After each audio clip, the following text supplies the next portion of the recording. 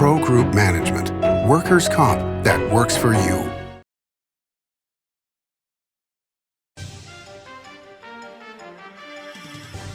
Welcome to Nevada Newsmakers. On the broadcast today, Robert Perea joins us. He's the publisher and editor of the Fernley Reporter. A lot going on there. Here for the whole show on an all-new Nevada Newsmakers. Hello, is this D&D Roofing? Yes, it is. How may I help you? You did such a great job on my roof. May I speak to the owner? I am an owner. Oh, can I speak to your supervisor? Sure. How may I help you? I love your work. May I speak to the owner? I am an owner. We're all owners. Well, that's why at D&D we work so hard to keep your home safe and sound. Oh, no wonder. D&D Roofing and Sheet Metal. Local, employee-owned, here for you. Retail's impact on Nevada's economy? Enormous.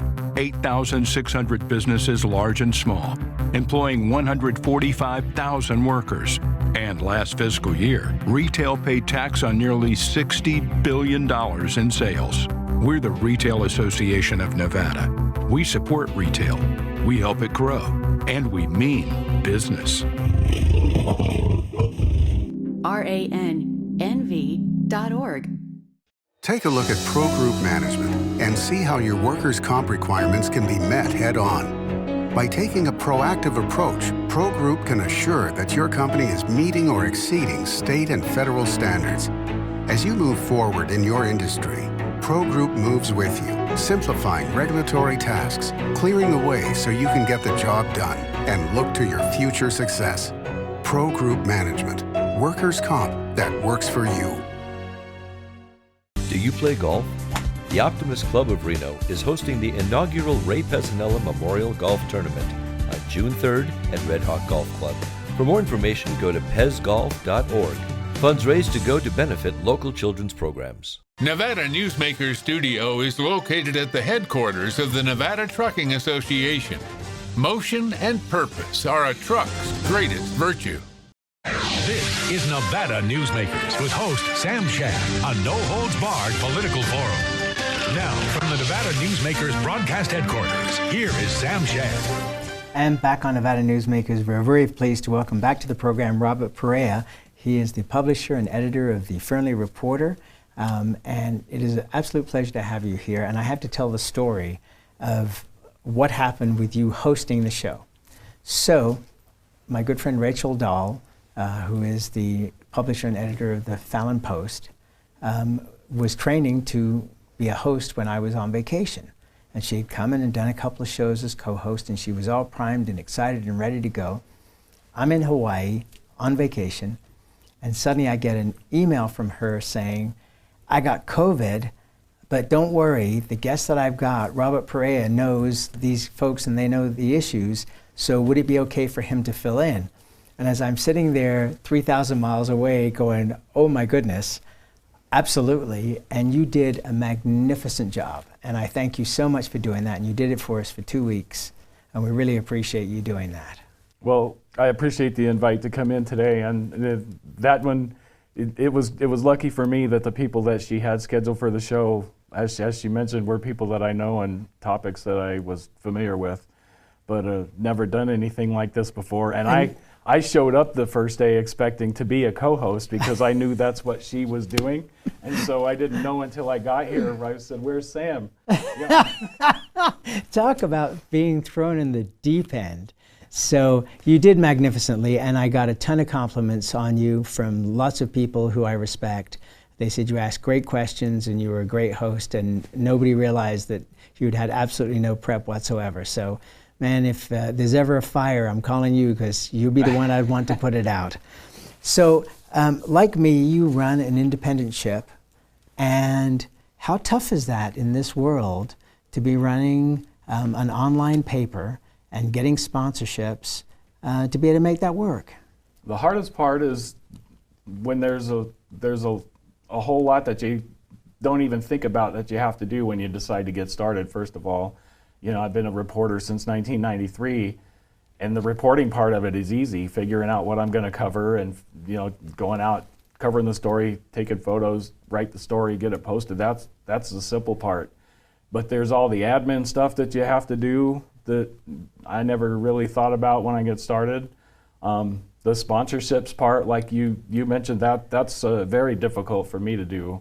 I've never done anything like that before. For all of us, it's very difficult to do. So for me, it was like, I started it because I just wanted to report, and all these other things that go into it were like not quite as planned out as well as maybe I could have if I would have thought about it a little more before I started. Yeah, you know, it's funny. All I ever wanted to do was be an entertainer, and used various things to be an entertainer, whether it was working as a disc jockey in nightclubs or doing the weather on TV or being a reporter. They were all in one way or another forms of entertainment. And when the opportunity came up to do my own show, the idea for me was to be like Larry King and just ask people any questions I wanted. I had no clue that I was going to end up having to do all the jobs you just mentioned, and especially the sales part. And it's funny because I talked to a couple of people, because I'd hired a lot of salespeople over the years, and a lot of them were terrific people and good at sales, but they just didn't have the ability to sell the program the way I was. And I asked a couple of mentors, you know, why is that? And they said, well, it's your child, it's your baby. And the only one that cares about it as much as you do is you. And so that's the reason you're able to do it. And I'm sure it's exactly the same thing with you and the Fernley Reporter. It's your baby. Yeah, it was something that I hadn't really thought about a long time before, but once I started doing it, then you know, progressing with it and some of the other things I want to do really became a dream. And so it's something that right now, you know, just to have all these things that I'd like to accomplish, and I'd never be able to find another person who like cared about it, like you said, as much as I do. So what do you think when you see big-time newspapers, and I'm not going to go through names here, but big-time newspapers offering subscriptions for $1, offering that if you like the reporting, please send in a donation, even though they're not a nonprofit. Other papers that are nonprofits begging for money when they're raising millions of dollars. To me, that's just not a business model. Yeah, that's difficult for me to do. You know, it's hard for me. It's hard enough for me to walk into a business and explain what I'm producing, and maybe that we can help promote your business through what I'm doing, and that's hard enough. But to just ask somebody give me some money because I'm doing this, that it's not only a business model, but just seems it's not something I'd be able to do. No, it's a whole nother world. Let's take a break. We'll come back and we'll talk about some issues. But I just wanted to share with the audience, my gratitude to you for what you did for us, and also, you know, this is a business, and if you don't figure out what it costs you to provide the service and how much money you want to make for a profit, and then hopefully, and then that's the price you charge versus, please help me save this baby. I don't think it works that way in business. We'll be right back after this. The Do It Right guys at Nevada Heating have one mission. Your air conditioner breaks down today.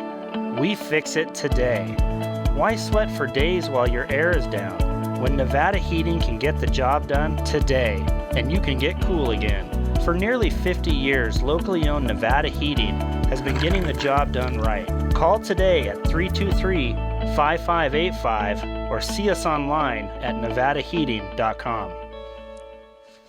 Southwest Specialties has been making the homes and businesses of Nevada beautiful for more than 20 years. Their experienced designers and craftsmen create the walkways, backyards, water features, and a variety of outdoor cooking areas that add curb appeal and value to your investment. Call today or visit them at their website and see how they can make your outdoor spaces special.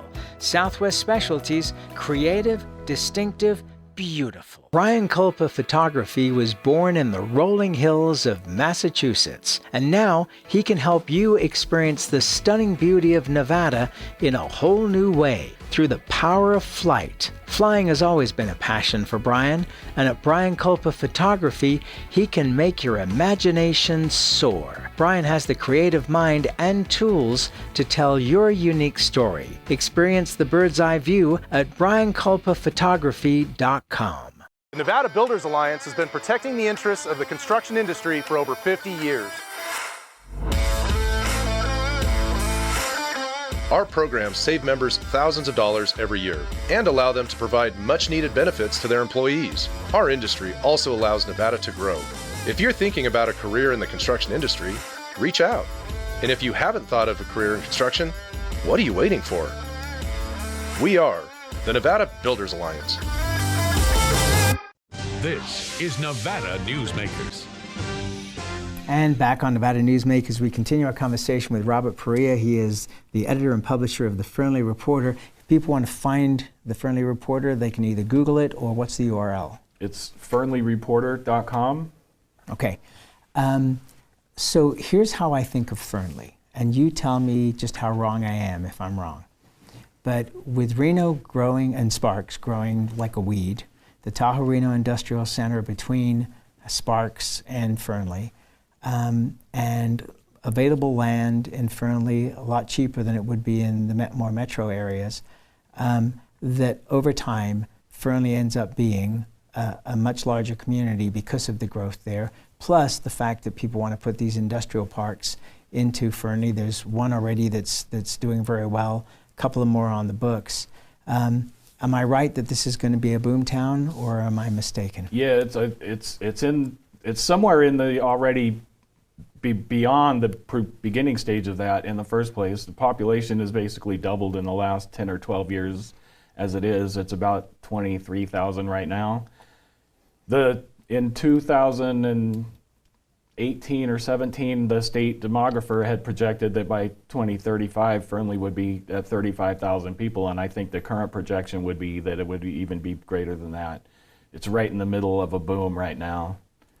Okay, so is the biggest holdup water, sewer? No, the biggest holdup right now is just getting the businesses in, and the company that's doing the industrial park right now is building a huge building on spec. It's got 40-foot clear ceilings. This is Victory, right? Victory Logistics District. And they haven't gotten a tenant for that building yet. They have a second building, planned to come behind that, and basically they haven't had tenants for these buildings yet. The other land they're looking to sell. From what I talk to the mayor, the city manager pretty frequently, and there's lots of companies that are coming and looking. Some of the holdups that the companies have, the first thing they ask is about the workforce, and the city has a lack of housing, a shortage of housing, just like here in Reno Sparks area does. So there's housing construction going on.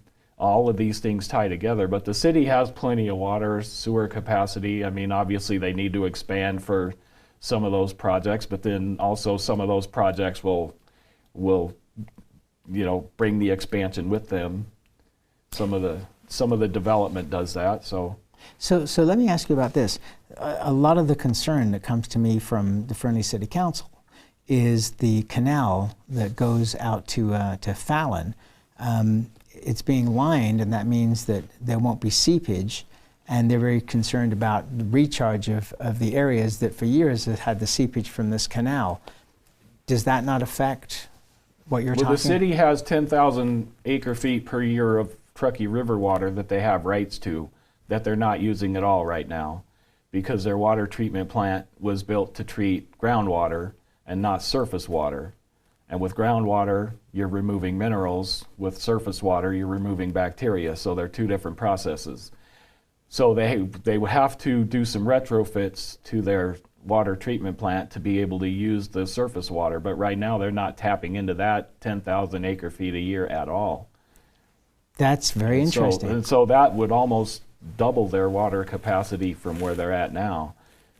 Even if they lost some of the groundwater they're using, they would have more than enough replacement of that, and they can add capacity once they're able to start using the surface water. Do you think, from your reporting, that they're going to have a chance to win the battle over this pipeline that's being lined? Well, they've been denied in court twice so far, and about 2 weeks ago, they just filed an appeal with the Ninth Circuit Court in San Francisco. Based on the merits of the argument, I don't know. It seems like their argument is that the city of Fernley and the whole Newlands project was created when the canal was built, and that was and so the water in that canal enabled all of the settlement that's in Fernley and Lahontan Valley and Fallon, the whole region.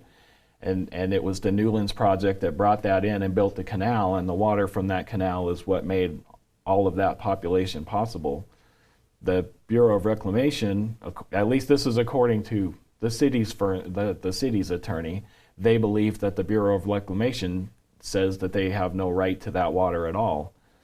So who wins that argument? I don't know.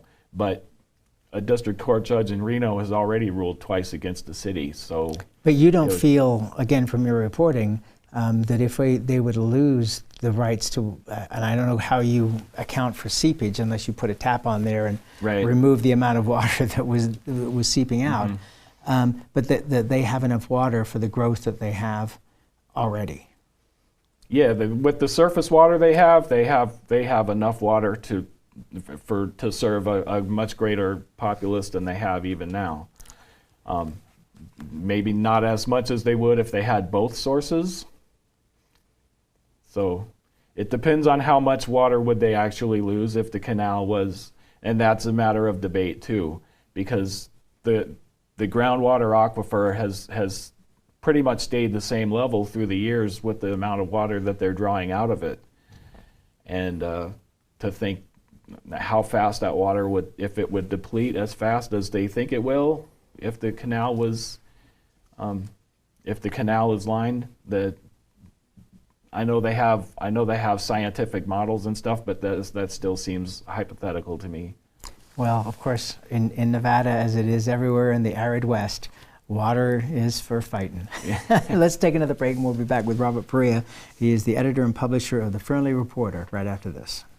I'm here at the Carson Valley Inn in Minden with Joey Whitaker, and you've got a lot of convention space and meeting breakout space for people. Tell us about what's available. Well, we can handle a group up to about 250, and anywhere as small as 10 or 15. So it really depends on what you're looking for, what the customer's looking for. We're open to anything. It's a beautiful drive, and if you live in South Reno, it's probably about 30-35 minutes, so it's real easy to get to. It's not a long way to get away to the Carson Valley Inn. Pro Group Management is the place where companies can find workers' comp solutions that are designed to meet their specific business requirements. As regulations evolve, Pro Group takes a proactive approach to clear the path to make sure your business stays ahead of the curve. Knowing your workers' comp program is optimized, you can focus on other important matters related to your growing business. Pro Group Management, workers' comp that works for you. Truck drivers are some of the hardest working people you'll meet, delivering over 70% of America's freight and 92% of Nevada's. When there's a natural disaster, they're delivering critical supplies to help those communities recover and rebuild. Every sector of the economy and our nation's military rely on truck drivers. So let's take a moment to say thank you. On the open road or city streets, our truck drivers are rolling to make our economy and our nation stronger. Trucking moves America forward. As you know, Reno is booming. Toll's development company is helping it grow with insightful design and development, building community with every project, adding beauty, adding excitement, emphasizing our shared humanity. Reno is becoming bigger. Toll's development is helping it become better, more livable, more enjoyable. To learn more, go to tollsdevelopment.com. tollsdevelopment.com. This is Nevada Newsmakers. And back on Nevada Newsmakers, we continue our conversation with Robert Perea. He is the editor and publisher of the Fernley Reporter. So we were talking about that there are a couple of other industrial parks that are looking to, go into the Fernley area. One of them is from the original owners of the Tahoe Reno Industrial Center, Roger Norman and Lance Gilman. But what they need is the lands bill to pass. What are you hearing about the potential for this lands bill to pass anytime soon? Well, there was a lands bill passed a few years ago that gave the city the right to some of the land, because the issue there is that a lot of the land within the city is owned by the BLM. It's public land, and so in order to access that land, they have to purchase it basically from the government. Isn't it all? Doesn't the railroad also own some of it? It's checkerboarded. Yeah, the railroad owns some. BLM, other private agency or public agencies, a lot of public land, and people don't realize the city of Fernley's the city limits actually go about from where you picture where the town is. The city limits go like almost 15 miles south, and several miles east to the Churchill County line. When the city incorporated, they had to basically assume the boundaries of the Canal Township, which is the whole region. So the city limits go way beyond where the actual physical structure of the city is, and so that's some of the land that those developers want, and they have to be able to get that from federal government. And I don't know how far, they're not very far along with the new lands bill. The lands bill that was previously proposed by Mark Amadei and ultimately passed basically gave the city the right to purchase the land for municipal uses. To use that for economic development would kind of have to fit some other parameters, and so they're not close yet to getting another bill. What about Fallon? Because Fallon is looking at industrial parks as well, and some pretty hefty ones. Yeah, now I was curious about that when you were on vacation, and we had the Churchill County manager on the show as one of the times, and I asked him if there was a lot of competition between Fernley, Fallon, Reno, Sparks, all these, Douglas County, all these other places when companies come in to look at northern Nevada.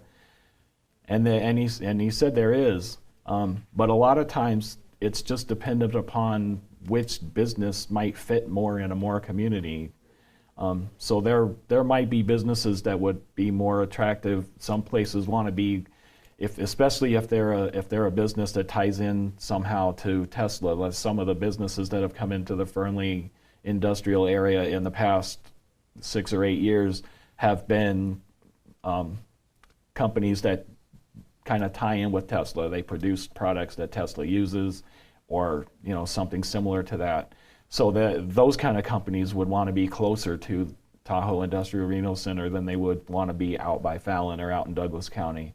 What's funny about that is, and it interests me that other developers haven't taken this road, is that the genius of Roger Norman with the Tahoe Reno Industrial Center was to put in all the infrastructure first. $100 million, $150 million worth of infrastructure, so roads, electricity, sewer, fiber, all these things. So when companies came, they could say, it's already here. You take Apex down in southern Nevada, they're talking about the water is almost here. The electricity is coming, the sewer plant. So it seems like whoever puts in the infrastructure first, it's ready-made for somebody, it's turnkey for somebody to come in. Mm-hmm. And when you're developing in a place like where the Victory Logistics in Fernley is, it's right on the edge of town. So it's just a matter of tying into things that are already right there, extending roads that dead end out in the desert, or connecting to a sewer line that runs right at the edge of town. You're not having to build all of that, 15 miles away like they did at Tahoe Reno Industrial Center. Yeah, to say the least. Do you see, and I brought this up a couple of times with people from the RTC and others, it seems like what would be terrific to ease pressure on I-80 would be to have some kind of bus service from Fernley to the Tahoe Reno Industrial Center into Sparks, Reno. I know that Tesla and some of the other companies out at TRI are doing this with minivans and having people take other people in their cars, rideshare types things. But it seems that if you're coming from California, for example, and you're used to a 2-hour commute each way, maybe even a 3-hour commute each way, that a half an hour on a comfortable bus with Wi-Fi would be a great way to travel to and from work, and then you can Uber or whatever once you get to your destination. Are you hearing any conversations about that?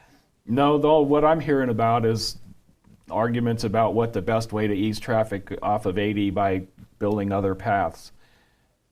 So there's one going into Sparks. There's one going into Sparks that I understand would come out somewhere in Spanish Springs. There's another idea was to connect somewhere along the South Reno corridor off of Veterans Parkway and go through the mountains. Those are obviously things that would take a long time to build, a few years at least. Right, but the one going into Sparks seems like the mayor is very excited about that one.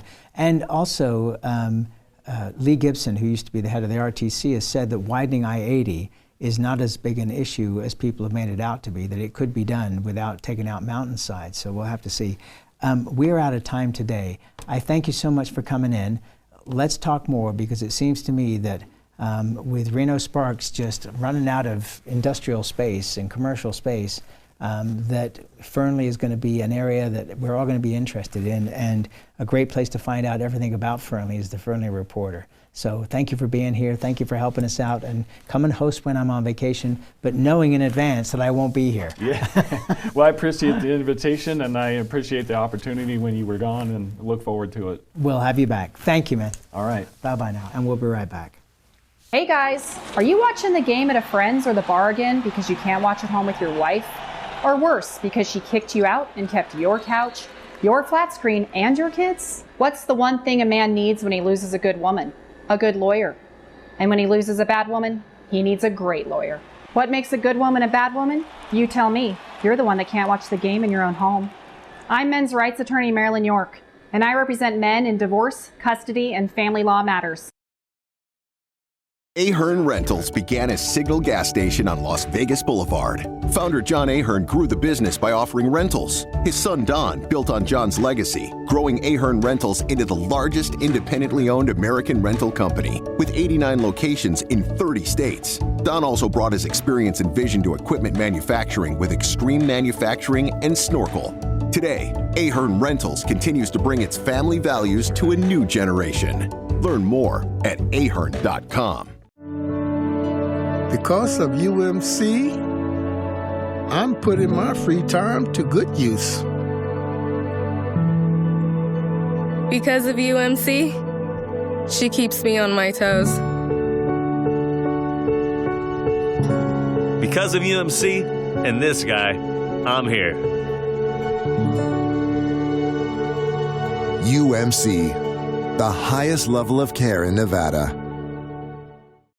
Like a traditional handmade basket, retail is woven into the fabric of life in Nevada. From big box to mom and pop, retail supports our communities in countless ways. Jobs for the disabled, team uniforms for kids, help for the elderly, and so much more. Retail employs over 1 in 10 workers. Retail supports Nevada, and we support retail.